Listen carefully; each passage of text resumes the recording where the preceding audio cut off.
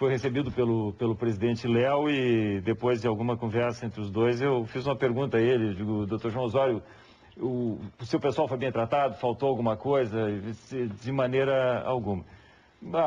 Do ponto de vista da administração, que eu me sinto autorizado a falar, é a orientação do presidente Léo, o tribunal é de absoluta transparência e não tem nenhuma dificuldade com a divulgação desses salários. É claro que nós temos 12 mil pessoas entre ativos e inativos, juízes e servidores, recebendo através do Tribunal de Justiça. Certamente alguém deve ter ficado contrariado, considerando a sua privacidade e tal. Isso é absolutamente normal num grupo grande desse. Agora, a verdade não é, Lazier, o tribunal implementou o teto espontaneamente em 2006, fez o congelamento dos salários daquelas situações consolidadas que estavam acima do teto, vem adequando... Nesse particular, doutor Túlio, Sim. Ao congelar esses salários que continuam sendo percebidos dentro do Tribunal de Justiça. Sim, são 7. São 7. Entendeu que isso é direito adquirido? Não, o tribunal não fez esse julgamento. O tribunal utilizou um paradigma do Supremo Tribunal Federal que decidiu uma questão absolutamente idêntica e que disse que não dizendo que havia o direito adquirido, mas sim que deveria haver a equalização através do congelamento. Congela e espera o subsídio consumir, digamos assim, a diferença até que fiquem absolutamente alinhados. Não houve uma discussão a respeito de ser direito adquirido ou não, pelo menos que eu saiba, ou movimentado aqui pelo nosso tribunal. Agora, só para completar, tem algumas situações, por exemplo, por decisão judicial transitada em julgado, algumas que foram até o Supremo. Então, existem essas 7 situações, 2, inclusive, são da Justiça Militar, que constam na folha de pagamento do Tribunal de Justiça, são da Justiça Militar. O Supremo ainda não deu uma palavra definitiva nesse assunto, né? Ou já deu uma palavra definitiva? Bom, esta questão não está exatamente judicializada, mas existem paradigmas que já têm a decisão final dizendo que entre a interpretação do Supremo é o seguinte: entre o princípio constitucional da irredutibilidade dos vencimentos, que veio do Constituinte originário, e do teto do funcionalismo público, do servidor público, que veio do Constituinte derivado e que foi, alguns anos depois, prevalece como intérprete da lei, este também é o seu entendimento, como desembargador? Que o princípio da irredutibilidade está acima desse artigo 17? Sim, mas eu vou te dizer por quê. Acontece que os casos que eu conheço, e não são só os casos do Judiciário, conheço os casos da Assembleia, do Tribunal de Contas, do Ministério Público, todos eles são pessoas que chegaram a tais vencimentos em função de leis, de decisões que eram absolutamente constitucionais e coerentes com o sistema jurídico vigente à época. Nós tínhamos, agora não temos mais no Tribunal de Justiça, a pessoa faleceu já faz algum tempo, nós tínhamos um veterano da Segunda Guerra Mundial, condecorado, com uma série de vantagens dadas aos nossos pracinhas. E recebia pelo judiciário, e tinha aquelas vantagens. Eu acho que aí não há como ser tirado. Não existe nenhum caso, para usar uma palavra em juridiquês, me alongando um pouquinho, Lazier, pedindo desculpas, não existe nenhum caso teratológico, como a gente diz, nenhum caso absolutamente grotesco, desarrazoado. Não tem, são excessos que estão se ajustando, é como eu vejo. Eu só não entendi. É a sua vez. Não, só que no relatório do tribunal de 157...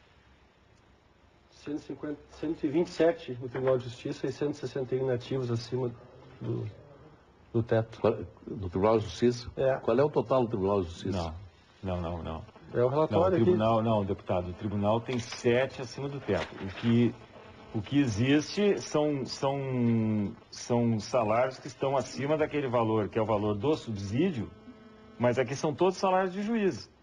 Por exemplo, o presidente do tribunal, ele tem uma gratificação sobre o subsídio, por ser presidente do tribunal. Só que essa gratificação sobre o subsídio vai só até o valor do que ganha um ministro do Supremo. Mas está aqui na tabela, ver quantos servidores receberam acima de 24 mil nos poderes e órgãos. E aí vem, Tribunal de Justiça, ativos 127. Sim, mas acima de inativos 161. Sim, mas acima de 24 mil está no teto.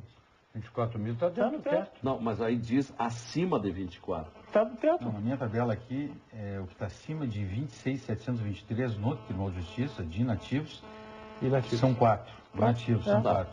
Tá, mas acima, porque qual é o teto do Rio Grande do Sul?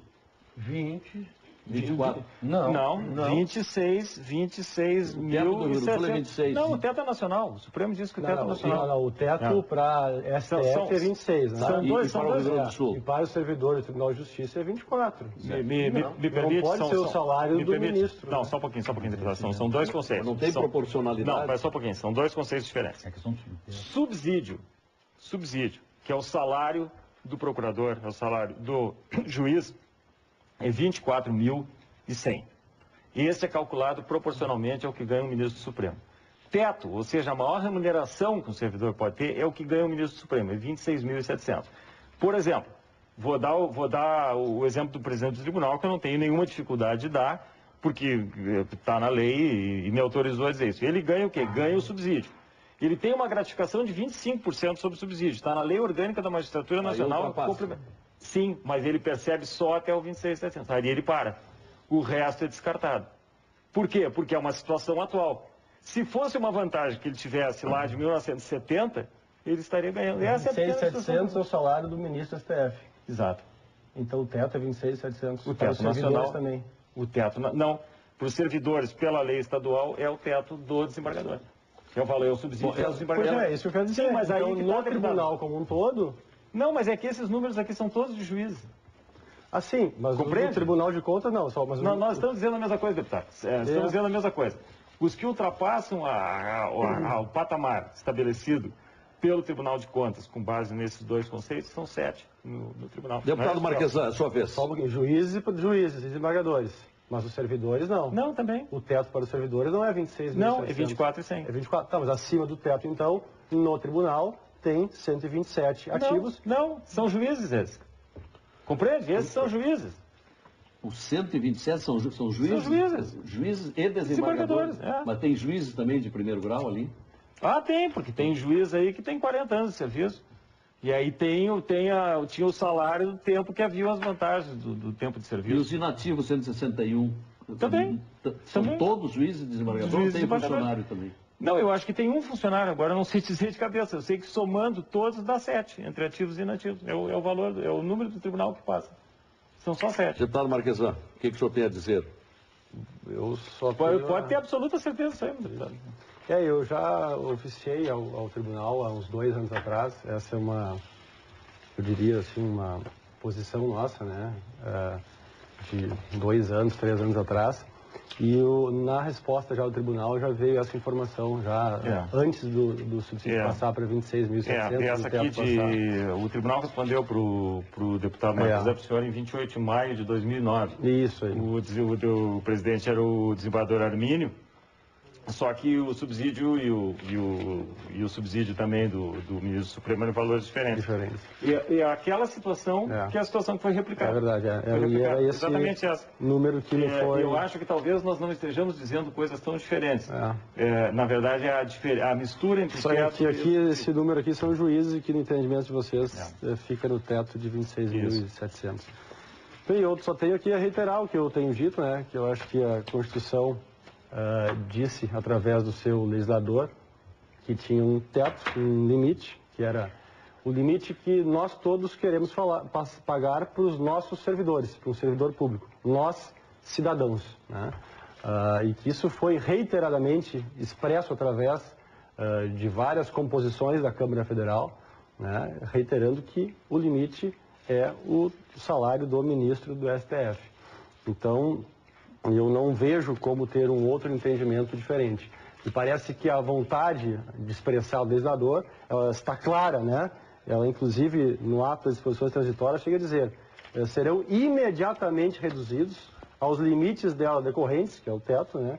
Não se admitindo, neste caso, invocação do direito adquirido ou percepção de excesso a qualquer direito. Então, eu não vejo como pode haver um direito adquirido acima do interesse do legislador, especialmente quando ele está redigindo uma Constituição, a Constituição do Brasil.